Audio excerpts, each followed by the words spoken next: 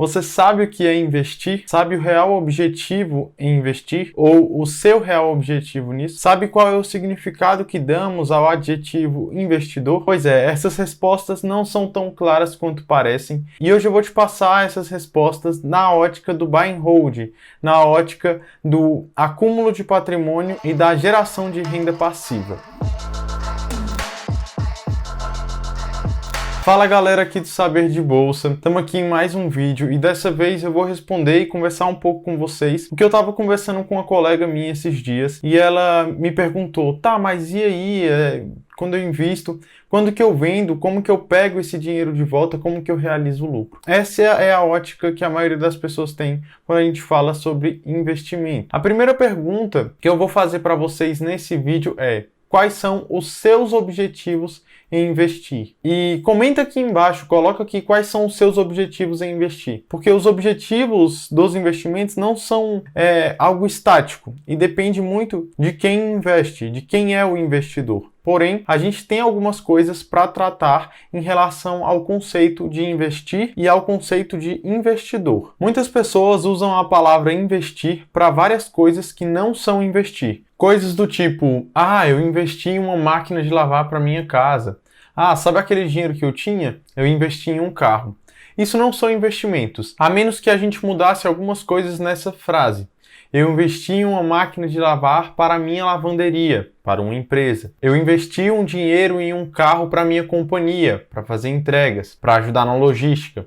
Isso sim seriam investimentos. Seriam alocações de capitais em maquinários, em ativos que estariam cooperando para a geração de receita de uma empresa.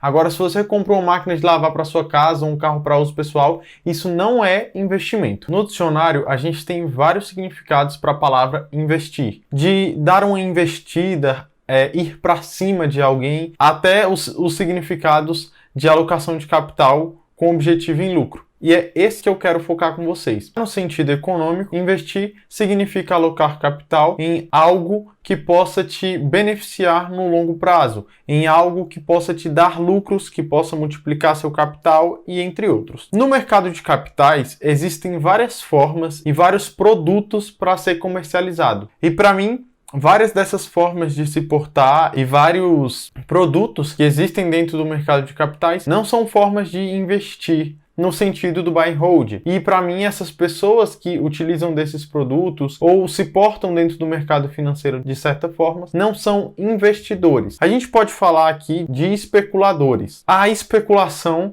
ela está mais associada a apostas do que a alocação inteligente e o investimento de capital em algo que você acredita para o longo prazo. Eu falei em um vídeo há um tempo atrás sobre day trade, vou colocar aqui, e os day traders são pessoas que especulam. Eles e elas atuam no mercado financeiro olhando somente para os preços e atuando no curto prazo. Isso é uma especulação. Ele não compra uma empresa. Ele compra um papel por um preço e é isso que importa. Não importa qual é a empresa que está por trás, quais são os fundamentos, a base daquela empresa, quais são os seus concorrentes, a quantidade de market share que ela tem. Isso não importa. O que importa é o papel e a variação no preço. E muitas pessoas, quando começam a investir, têm esse pensamento. Tá, mas eu vou investir e quando que eu vou resgatar? E quando que eu vou pegar esse dinheiro de volta? Já tem o pensamento em vender algo. Quando você for investir ou se você já investe, você não pode ter o pensamento de especulador, porque o jogo da especulação,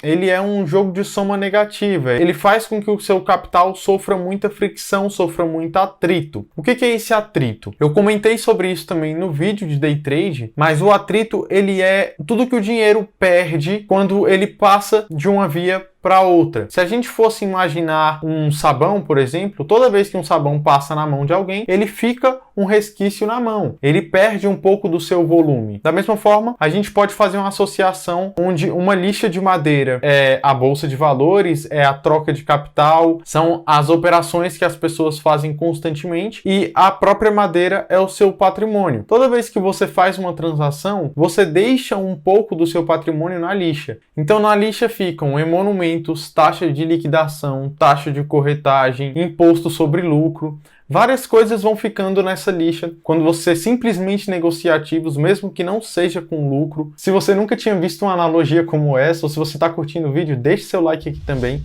Por favor, que isso é muito importante para mim, é muito importante para o YouTube ver que esse vídeo é relevante. Então essa postura de negociar bastante e ter um foco no curto prazo, comprar empresas simplesmente porque saiu uma notícia que vai afetar o resultado dela no curto prazo ou etc., não é a melhor forma para se portar para a maioria das pessoas. Por quê? Um dos motivos de não ser a melhor opção para a maioria das pessoas é esse fenômeno da fricção, do atrito, do sabonete que vai passando de mão em mão. O segundo é que para ser um especulador e acompanhar o mercado de fato, estar por dentro nos preços das commodities, em como isso afeta o mundo, a pessoa tem que se dedicar muito tempo para essa atividade. Tem que estar atenta em todos os movimentos políticos que podem afetar o mercado financeiro. Afinal, se um navio encalhado no canal de Suez acaba afetando quase que a economia do mundo todo em alguma escala, imagina a fala de um político ou qualquer outra situação que envolva empresas, commodities, isso tudo afeta os resultados das empresas no curto prazo. E o especulador perde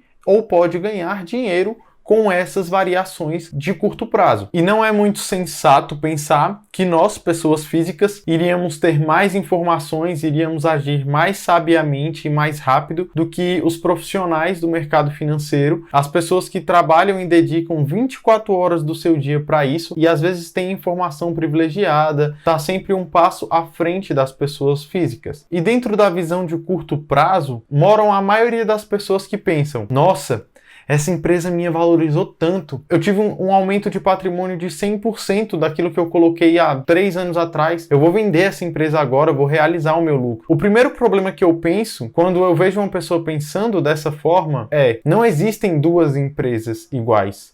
Não existem duas Vales, não existem duas Unipar, duas Petrobras, não existem duas Ambevs. Então, se você vende uma empresa porque ela subiu demais, você vai ficar sem ter essa empresa na sua carteira. Lógico, você vendeu essa empresa, você está com capital agora, mas agora você tem que alocar esse capital. E se antes ele estava bem alocado numa empresa boa, sólida, onde você vai achar outra empresa com os mesmos fundamentos? Você pode achar empresas tão boas quanto, com fundamentos tão sólidos quanto e até mesmo mais barata. Mas isso também tem um custo, o custo da procura, o custo da alocação do capital, o custo da fricção. Essa forma de pensar de vou vender simplesmente porque subiu demais, normalmente não é o pensamento do investidor, da pessoa que compra uma empresa porque acredita no futuro dela, porque vê as operações dela de forma clara e acha que no futuro aquilo vai trazer muito retorno para ela e para a sociedade. Quando você investe numa empresa, você está pensando: eu faço parte desse negócio, esse negócio me representa, e você quer ficar com aquela empresa. Você não vai vender ela simplesmente por uma variação de preço.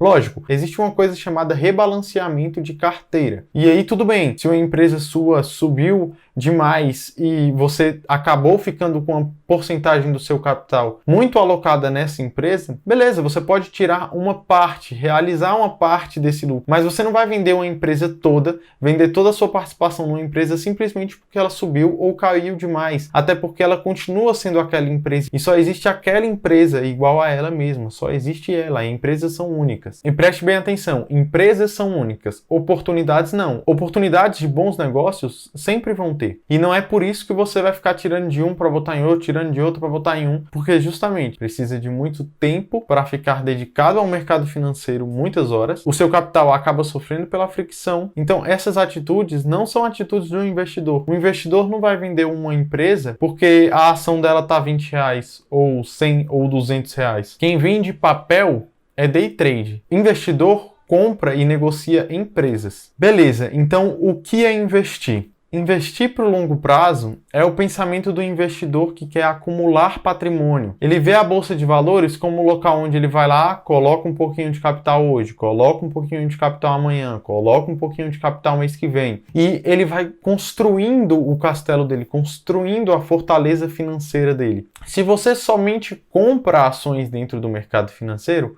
você não paga imposto. Então seu capital não vai sofrer pela fricção, que é o que a gente tinha comentado. Impostos na bolsa de valores só são pagos quando você vende suas ações. Lógico que quando você compra, você deixa uma taxinha ali, por conta disso, né, a madeira passando na lixa, mas se você passa ela só uma vez e deixa o capital lá na empresa parado, esse capital ele vai ficar lá e você não vai pagar imposto enquanto ele estiver aplicado. Quando você resgatar ele e vender com lucro, aí sim você vai pagar um imposto de 15% sobre o lucro, um imposto que é menor do que o imposto do day trade, porque o day trade ele tem que pagar 20% sobre o lucro e quem investe ainda tem uma vantagem tributária até R$20 mil por mês em vendas. Então você tem lá a sua carteira. Mesmo que você venda até R$20 mil por mês e tenha lucro dentro desses R$20 mil, você não paga imposto de renda. Você é isento de imposto de renda sobre esses R$20 mil.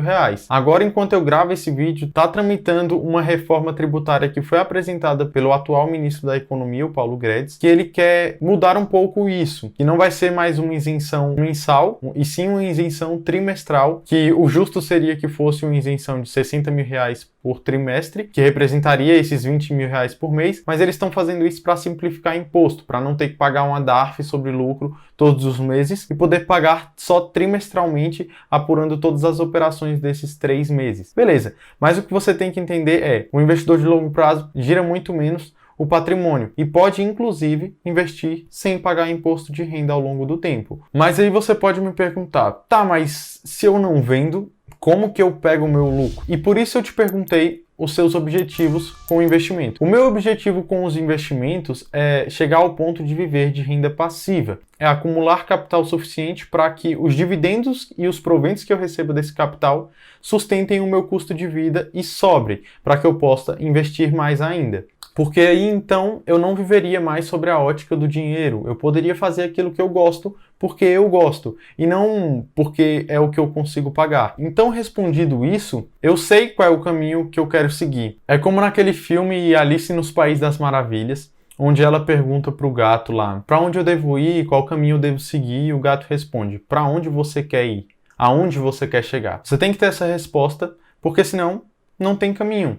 Qualquer caminho serve para quem não sabe onde quer chegar. Eu sei onde eu quero chegar dentro dos meus investimentos. Então não é interessante para mim ficar girando muito meu capital. O que eu quero é colocar meu capital em boas empresas que vão, primeiro, proteger meu capital, rentabilizar o meu capital e irão me dar um retorno real. Ou seja, um retorno acima da inflação. No longo prazo, se você escolher boas empresas, é isso que vai acontecer com seu patrimônio. Seu patrimônio vai se rentabilizar com um retorno real acima da inflação, até porque as empresas que estarão ainda vivas, provavelmente serão corrigidas pela inflação, e proteção contra a inflação mais retorno real é igual a um patrimônio que cresce, a um crescimento patrimonial. Outro ponto que corrobora para não vender suas empresas é que normalmente a alta nos preços das empresas está associada com o potencial de geração de caixa daquela empresa. Quando você vê lá, eu comprei uma ação a R$10, hoje ela está valendo 25, um crescimento de 150%. Esse crescimento ele está associado com o crescimento da geração de caixa daquela empresa ou com o potencial de geração de caixa. Às vezes essa empresa teve uma girada dentro do mercado, lançou um produto muito bom, ou por uma variável macroeconômica, como um preço de uma commodity, como esse post que eu fiz lá no Instagram. Se você não me segue lá, é o Instagram que está aqui em cima. Fiz esse post aqui da Vale, onde a Vale teve uma alta no lucro líquido trimestral desse segundo trimestre de 2021 de mais de 700% em relação ao segundo trimestre de 2020. E se você olhar do meio do ano passado para cá, a Vale disparou. Nem precisa olhar do meio do ano passado, mais ou menos do mês 8, 9 ali, até agora a Vale cresceu muito, tipo 100%. E ela cresceu isso tudo porque ela está com o maior potencial de geração de caixa, porque o preço da commodity do minério de ferro subiu. E você, acionista, ganha com isso também. Você não só ganha vendendo a empresa porque ela está mais cara, porque as ações estão mais caras. Não, a empresa está gerando mais caixa e isso aumenta a possibilidade dela distribuir esse caixa para os seus acionistas, distribuir proventos para os seus acionistas. E mesmo que ela não distribua agora, caso essa empresa esteja projetada para continuar crescendo a capacidade de gerar caixa, o potencial dela distribuir dividendos maiores ainda no futuro é muito grande. Assim como também a gente pode fazer essa analogia com os imóveis. O preço dos imóveis é baseado na localização, no tipo de imóvel, na qualidade do imóvel e no preço que você consegue alugar esse imóvel. Se as coisas aumentam de preço, se o IPCA está alto e o IGPM está alto e os contratos de aluguéis são corrigidos por taxas como essa, taxas de inflação e etc., o aluguel daquele imóvel aumenta e, logicamente, o preço daquele imóvel aumenta, porque esse imóvel está com um potencial maior de geração de caixa para o dono desse imóvel, para a dona desse imóvel. E não é porque o imóvel subiu de preço que o dono vai vender o imóvel, até porque agora ele recebe um aluguel maior, porque digamos que ele só tenha corrigido pela inflação, os aluguéis dele também estão corrigidos pela inflação, ou até tiveram um aumento, porque sei lá, construíram um shopping perto, ou porque ele fez uma reforma no imóvel, entende? Para exemplificar isso da melhor forma possível, eu trouxe o exemplo da Unipar. Unipar é uma empresa brasileira, ela é líder na América do Sul em produção de PVC, de soda, de cloro. É uma empresa muito boa e que distribui bons dividendos. Mas antes de olhar para os dividendos, vamos olhar para o preço da sua ação. Em 2014, a sua ação chegou a ser cotada a R$ 1,50 e ela ficou abaixo dos R$ 4,00 até metade de 2017. De 2011 até 2017, essa ação estava abaixo dos R$ 4,00. Isso porque eu estou corrigindo o preço da ação por um agrupamento que teve em 2014 de 10 para 1. Então, uma pessoa que tinha 10 ações, depois desse agrupamento passou a ter uma ação só. O preço foi grudado, né? Se não fosse corrigido por esse agrupamento, o preço da ação em 2014 era de 15 centavos. Digamos que você tivesse comprado lá as ações em 2014 e não pegou lá a 1,50. Digamos que você pegou a R$ 2,00 essas ações. Com R$ 10.000, com a ação cotada a R$ 2,00, você compraria 5.000 ações. No dia que eu gravo esse vídeo, o NIP3 está cotada a R$ 97,00, então você teria mais ou menos R$ 485 mil com essas 5.000 ações que você comprou por um custo de R$ 10.000 há 7 anos atrás. A maioria das pessoas me diria, eu já teria vendido isso há algum tempo. A maioria das pessoas faz isso. Teria vendido quando chegou em R$ 100.000, porque, poxa, você colocou 10 mil e agora você tem R$ 100.000, digamos, você quer vender, você quer realizar seu lucro. Porém, o que as pessoas não esperavam é, hoje, a Unipar é essa empresa gigante, maior produtora de cloro, PVC e soda na América do Sul, e somente esse ano, a Unipar distribuiu para os seus acionistas cerca de R$ 3,50 por ação só em proventos. Então, as ações que você comprou lá a R$ 2,00, hoje só de proventos, num espaço de 7 meses do início do ano até agora, só nesse espaço você teria recebido mais do que R$ 10.000, mais do que você colocou lá. Hoje você estaria com o Dividend Yield on Cost, que é o indicador que a gente coloca, o dividendo sobre o preço que você pagou. Você estaria recebendo mais de 100% em dividendos. Para ser mais preciso, você estaria recebendo de dividendos 175% em cima do valor que você pagou por cada ação. Basicamente, esse ano de 2021, caso você ainda fosse acionista dessa empresa que você comprou em 2014 por R$ 2,00, em 2021 você teria recebido R$ 17.500 só em proventos. Você ainda teria aquelas 5.000 ações que hoje valeriam quase R$500 mil e você ainda receberia mais do que você aportou em 2014 só em proventos. E aí eu te pergunto, qual o motivo de você vender uma empresa dessa? Por qual motivo você venderia isso? Algo que te dá um retorno acima de 100% do que você aplicou só em proventos? Não vejo muito sentido em vender empresas que podem multiplicar o seu patrimônio nessa magnitude e ainda te dar retornos absurdos em dividendos. Te sustentar a sua família, seu custo de vida. E outra coisa é que isso exige pouquíssimo acompanhamento. Você pode revisar sua carteira semestralmente ou até anualmente, vendo somente os resultados anuais das empresas, e isso te permite ganhar mais dinheiro com o trabalho que você faz. Se você é, sei lá, músico, se você é engenheiro, se você é médica, se você é advogada, tanto faz a profissão que você tenha. Você não precisa desempenhar muito tempo do seu dia para investir. Na realidade, nada do seu dia. Você precisa empenhar um tempo no seu semestre ou um tempo no seu ano para você selecionar boas empresas, ver como é que está a carteira, fazer um balanceamento aqui ou ali, se for necessário, e você pode ter rendimentos como esse, que a gente falou de um investidor que investiu em Unip há 7 anos atrás. É pouquíssimo tempo, por uma multiplicação de patrimônio muito alta e ainda uma geração de caixa, entre aspas, para aquele investidor, um retorno dos lucros muito positivo. Então, quando você comprar um negócio, sinta que você faz parte, sinta que você é dono. Passe na frente de uma agência do Itaú e se você tem Itaú na sua carteira, fala, caraca, minha agência. Passe na na frente de um shopping e se você tem uma cota do fundo imobiliário que é detentor daquele shopping, olhe e pense que você é dono daquele shopping. Como vários investidores dizem, quando você compra uma ação, você tem que pensar como se estivesse comprando a empresa inteira. Aquilo é seu, mesmo que você seja um sócio minoritário, minoritaríssimo. Tenha um papel, aquilo é parte sua também. É isso, galera, o vídeo de hoje fica por aqui. Se você é novo por aqui, se inscreve, até porque olha isso aqui, o tanto de pessoas que não são inscritas, que assistem, e as pessoas que são inscritas. Isso não é animador para nenhum produtor de conteúdo, então se inscreve aí, deixe seu like, comente aí quais são os seus objetivos. Um beijo e até o próximo vídeo.